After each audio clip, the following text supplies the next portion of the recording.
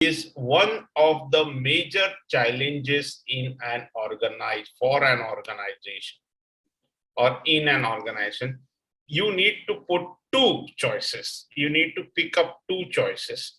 Okay, that what do you think is one of the major challenges or two options that you can pick up for me? Please answer.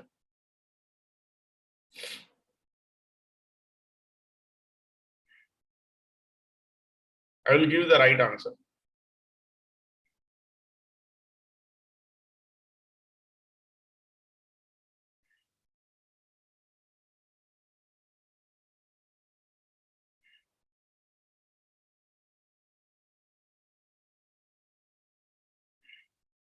This is from the organization's perspective. If you had to do a survey of the organization, what do you think would be the top two challenges? What do organizations want? Okay. Oh, there are a lot of people who have not answered. Come on, guys. Please go ahead. Okay, thank you.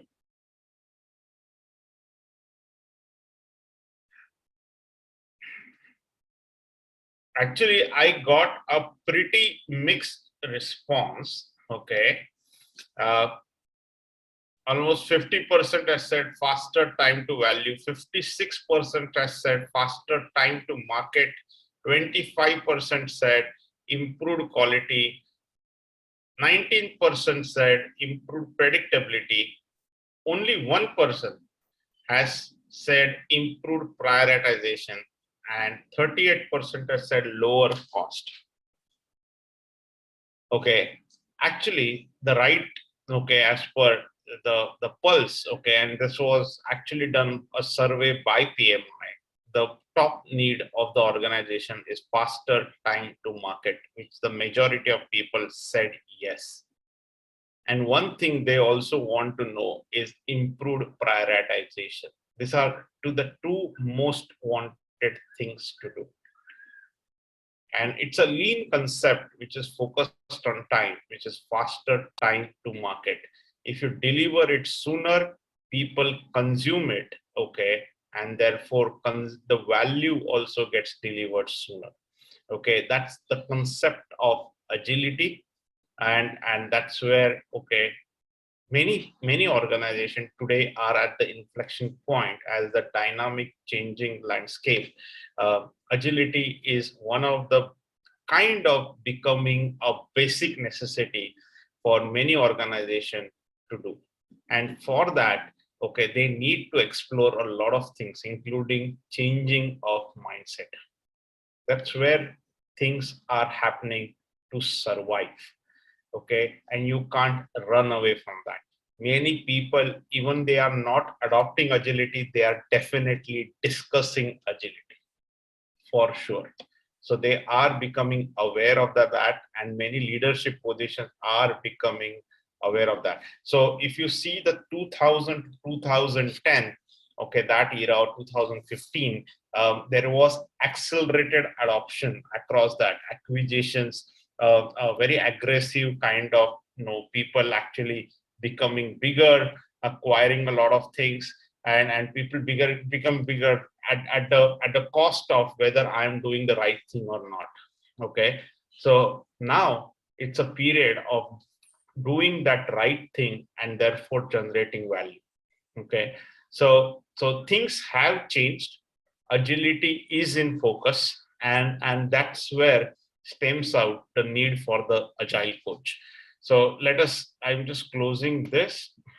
Okay, so this is your top two need.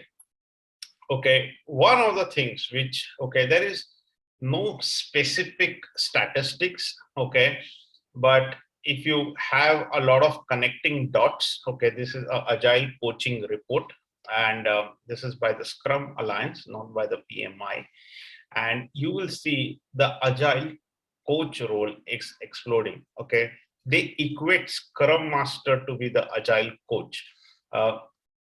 Fortunately, unfortunately, that's not so true, okay, on that. But as people are going on the agility route, okay, the demand for agile coaches would be much more than the supply of agile coaches. In fact, of a lot of people who I surveyed, I have some statistics, only 19%. Okay, the most the people do certified Scrum Master. So if you have to do a certification, many people do that. And people out of say 100, only 19 people have done something related to master level courses, which can be from anywhere. Okay, but the number of the coaches required is going to explode, and that's one of the big demands which is going to come in the near future. Okay, and that's where, okay, and many organizations would like to grow agile coaches within the organization rather than to hire, okay, external consultants. Okay, because the culture, the know-how, so many people, many organizations will invest in growing coaches within the system. So I'm not going into that right now, but this is where I'm just setting the context for you. What is, so many people know, okay, agile coach role is exploring what is agile coach in the first place. Before I go into that, I will also talk about setting the context. Okay, what are the challenges for the organizations in terms of agility? Okay, many people, and this is my first-hand experience as well, although I have taken some points from many sources that I have come across it from PMI as well as from Scrum or from IC Agile. I have read a lot of things as well, but this is something like my first-hand experience. Many times when I go and talk about agile, many people are not on the same page on what is agile. In fact, a lot of people in the management, in fact, rather than the workers or the team members, are not aware what exactly they mean by agile. It seems like it's a buzzword, everyone is doing it, let's also explore that. And I have seen many organizations have failed attempts in agile in the recent past, maybe 3, 4, 5 years back, that it has not been succeeded for whatever reasons. We'll not go into that, but agility is not on the same, people are not on the same page, right? One of the other things, okay, is coming to from the agility and the coaching background. Leaderships, okay, are on a different level altogether. It's like a big question of, okay, competing needs. You're bringing in agility, but at the same time you need to retain the control. They don't want to lose the control. They don't want to have that false sense of control. So leadership, although they want to see agility, they think that agility is only for the team members or the people who are doing the work. It's not for the management. And that's one big barrier I have come across when I talk with leadership. Okay, that's another bottleneck that you have. Like I said, the other bottleneck is that, okay, within the system, there are not enough people to have that mindset to coach. Many people take the training, they adopt, they do the 5 ceremonies, but they don't have the mindset to go and coach. Okay, so there should be, in my mind, okay, you can't just take a DA course certification or any IC Agile or any course certification, you become a coach. That is not the way it will happen. There should be a planned roadmap. There should be some beginner coach. There can be an intermediate coach. There can be a master coach. Because coach, as a coach, even I am a coach, but as a coach, nobody is perfect. We are learning continuously. We are improving. And when I tell you about the Atkins coaching competency framework, it requires a lot of other things. Okay, it's a mix of a lot of things. It's not only that you need to be a master of agile or lean. So That's one of the things, right? So there are not enough people in the organization to take on the journey of agility. So what we need to do there, that's another bottleneck that you have. Okay. The other thing is, like I said, the mindset. Okay. Many people in the organization cannot deal with that uncertainty mindset. Like things will change over a period of time. They want more predictability in the system, and therefore you can't develop that mindset. So that's another big bottleneck. The other bottleneck from an agile coaching point of view is people misunderstand what is a coach. So when they suppose call me as a coach, they expect me to tell them exactly 3-4 things that will work as a magic, and you need to implement that, and then it is good. So you become like a command and tell kind of a person. They want someone, because it's not working, no, give me that magic potion and work out. Whereas coach, as I will explain, would be a complete different ball game altogether. Right? So this is the context against which I'm going to place this webinar. Right? So this is what we have. The purpose of Agile Coach, okay, is to help people, okay, be better. If I had to tell you what the Agile Coach do, is that it helps you to be, okay, work in a better way, okay, improve your way of working.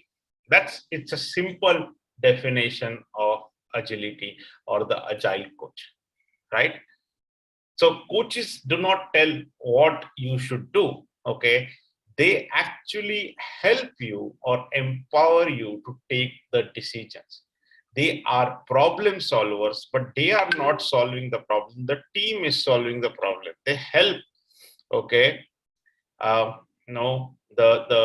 team, okay, to identify the problems and find the effective solution. So facilitator. So coach wears different hats, and I will explain that in the coming slides as well.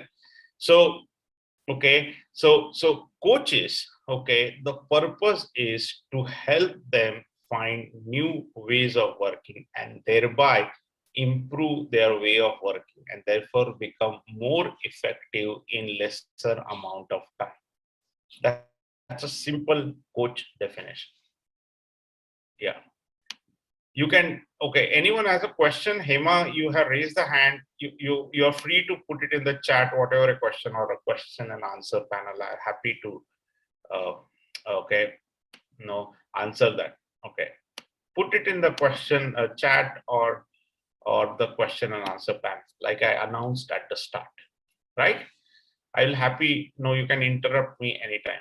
Okay, if there are 2 people raising the hand, but it's coming continuously, it might be an error as well. Right. Okay. Cool. Right. Coaches, now you understood what coaches, agile coaches do. And I'm not talking about disciplined agile at all. I'm talking of agile coach. And agile coach, okay, works with, okay, individuals and the teams. Generally, they work with smaller teams, and in a way, because the teams are dependent on multiple other teams, they work with other teams as well, and effectively, okay, you have, okay, you actually work with the organization to transform the other organization for agility. So the impact areas where what the agile coaches do is bring about improvement in the communication, transparency, and collaboration, build that mindset, okay, which is a cultural thing when I talk of transformation and mindset, and therefore improve the delivery, time to market, and the quality. So these are the impact areas of coach. I had done some assignments, and I have seen that, okay, the idea is that you deliver a better product, okay, maybe with the traditional thing. I have seen that it takes almost the same time, but the product is better. Therefore, the feedback loops after it's delivered is much lesser. The customers are more happier, okay, and therefore the team morale is also high. So there are some byproducts of the way agility is been introduced. So this is what, okay, are the impact areas what the agile coach will do, right? So if I had to see, okay, generally what is the value of an agile coach, this is again a report from the agile coaching report where they have mentioned about, okay, no, this is most commonly mentioned, right? Improving agility across the organization, communication. But this is also one of the basic things that you do. Okay. So that's what is the value that you actually bring to the table, right? Like I said, okay, out of 86% who do certification, only 19% have this master level certification. So the demand is going to be much higher in the coming future. Now I'm going to take a kind of some time with this Atkins or coaching competency framework, okay? And this is very nice, what a coach should have, okay? So this was prepared by Lisa Atkins, okay, in 2011 as a part of this IC framework, okay? And it wonderfully explains, okay, what the agile coach should do or should have. And I was introduced to it some time back, and I know it gave me a good insight about what you should have as a coach. One of the things that the base of this coach, okay, that he should have is practice agile and lean. Okay, so that is the foundation base. He should be well versed with agile and lean practices.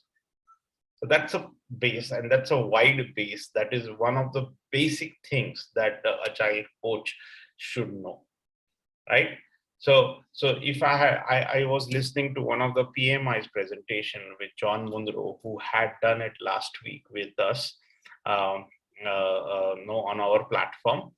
He is a lead for Disciplined Agile, and he talks with the customers on the behalf of PMI. On day in day out, and one of the things he said that one of the challenges, okay, many organizations would wish to have is introduce lean in the business. Okay, lean means based, okay, focus on the value stream. Okay, that is something which are, there are a lot of things in lean that you can practice. I'm giving you a very umbrella view of the things, but this is one of the basic things of agile lean practitioner. Right? And then you have, okay, the process competencies, 2 process competencies, which is professional coaching and facilitating.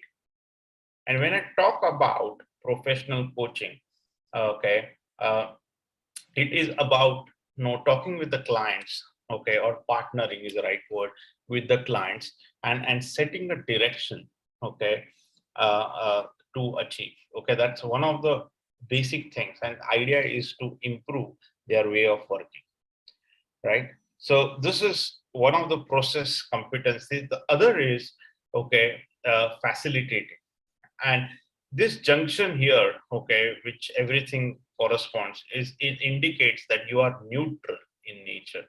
Okay, the neutral, or you should be always there along with these competencies, and your presence is a signature presence for the team. So that's what is the agile coach. But the facilitating is somebody who helps different teams, or within a team where there are group dynamics, okay, to solve problems, okay, identify problems, and find effective solutions. So that's a facilitator. These are process competencies. And then you have content competencies of teaching or training and mentoring. And when I talk about mentoring, it's ideally is building help people grow, share knowledge, learn, grow in their specific skills, and typically build a capability. Okay, help people build a capability. So these are the things that you have. And the bottom wide thing is divided into three kind of compartments on mastery. So you need to have the technical mastery, okay, the business mastery, and the transformation mastery. Technical mastery is like your software engineering. You should be have that technical expertise, okay. Business mastery is your domain knowledge, okay, about, okay, know or understanding that part of that. And transform mastery is about how to help the organization achieve agility. So these are the different, okay, competencies that a coach should have. Now, coach is not perfect, guys. Like for me, example, okay, maybe I'm a little weak in the technical mastery, okay, by the exposure that I had over a period of time. So I'm kind of learning. I know where to focus my attention on, and gain more knowledge as I interact with partners. Oh no, I think I would be good in a lot of other parts, but on the bottom part, I need to do like transformation. I'm not, no, I'm learning as I'm going to many transformation exercise. I'm learning, and so I know where to focus my attentions and where to gain my knowledge to become a better coach for over a period of time. So this is your Adkins, okay, competency framework. I can actually talk for an hour on this competency framework, which is very nice, but just give you an idea of what is the agile coach. Okay, like this was created in 2011 by Michael Spear and Lisa Adkins. And like I said, there are 8 competencies.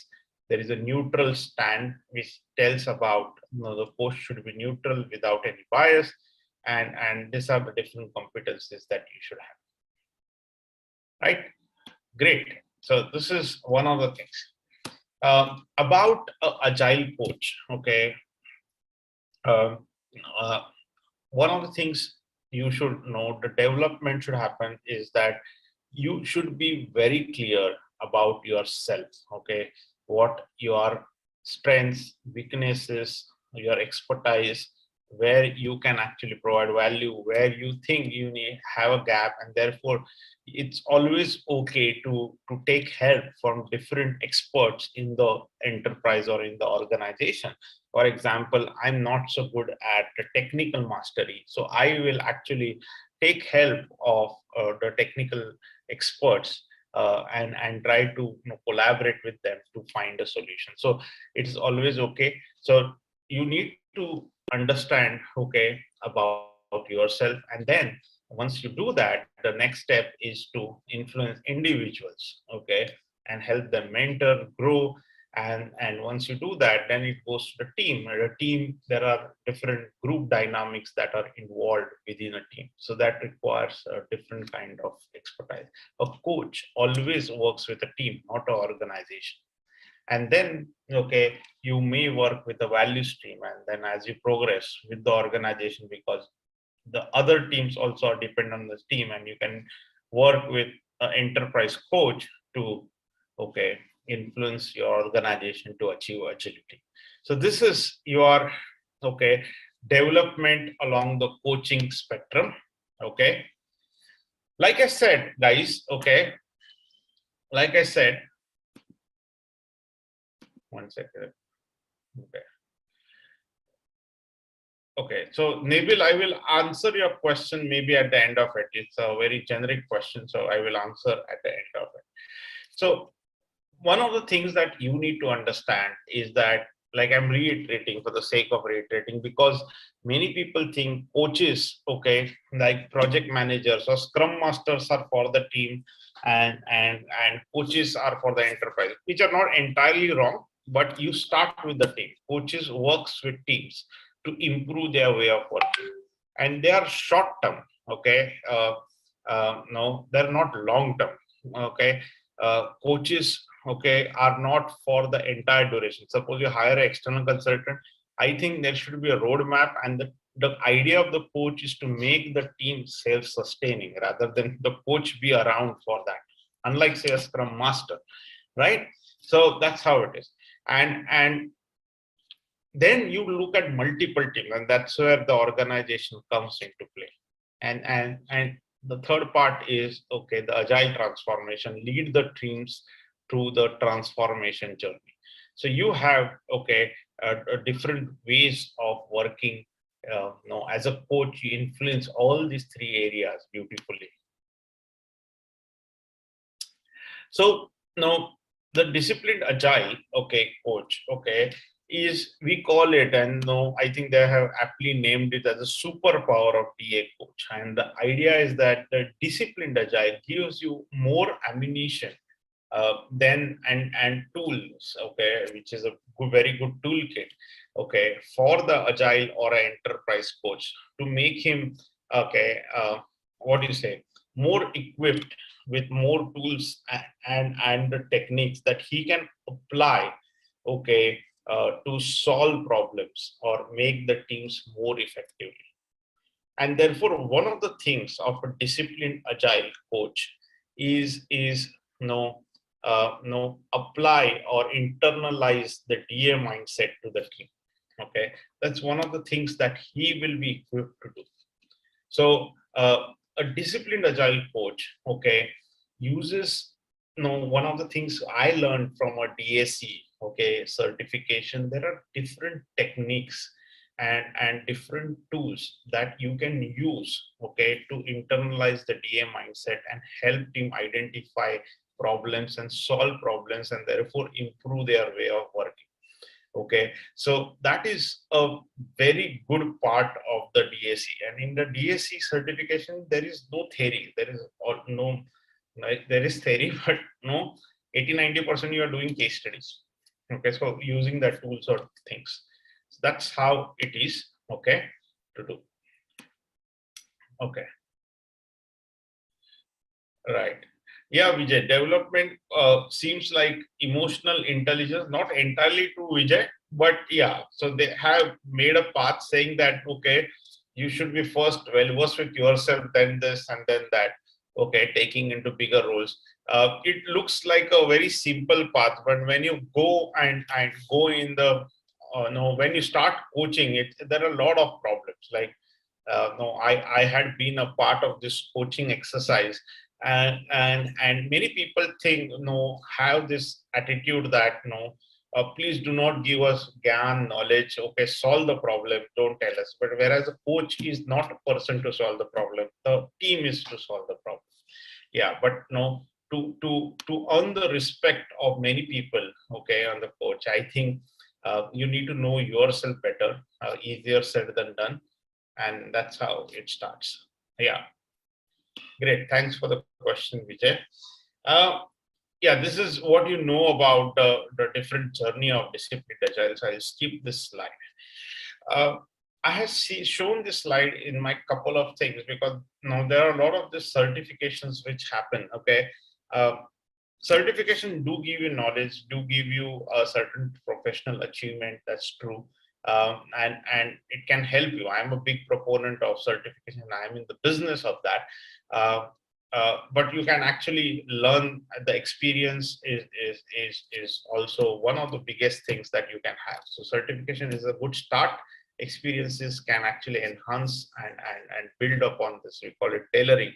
But if you see the different certifications, okay, we almost do all. Okay, CSM we are going to start, but if you see the certifications, okay, they are at a different level altogether, right? So when your expertise, okay, if you are working at an organizational level, for example, from disciplined agile, the DBAC is mostly at the organizational level. The DAC starts with the team and then goes to the organizational level, right? Where DSSM is like your scrum master. He is very specific to the team and is at little advanced level than a DSM. And that's how the expertise levels of different certifications, and therefore there is a journey on that. And that's how the certifications are also priced, okay, because if once you do the higher level certification, which we call the master level certification, you are in a different league. You are in your management team, you are influencing your organization's output in a way. So that's how it is. Great.